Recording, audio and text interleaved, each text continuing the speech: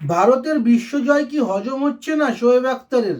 সূর্যকুমারদের জয় নিয়ে এবার বিস্ফোরক মন্তব্য করলেন পাকিস্তানের রাওয়ালপিন্ডি এক্সপ্রেস।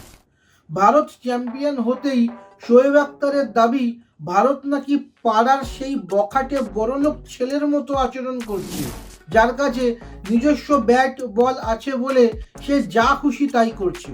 তার মতে আইসিসিতে ভারতের প্রভাবের কারণেই প্রতিপক্ষরা সেমিফাইনাল বা ফাইনালে ভারতকে ব্যাটিং দিয়ে দিচ্ছে।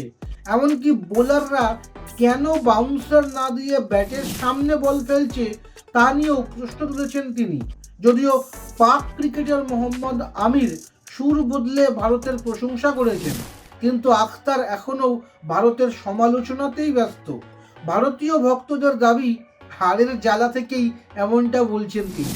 শোয়েব আখতারের এই মন্তব্যকে কি আপনি খেলার স্পিরিট বিরোধী মনে করেন? এ ব্যাপারে আপনার মতামত কি?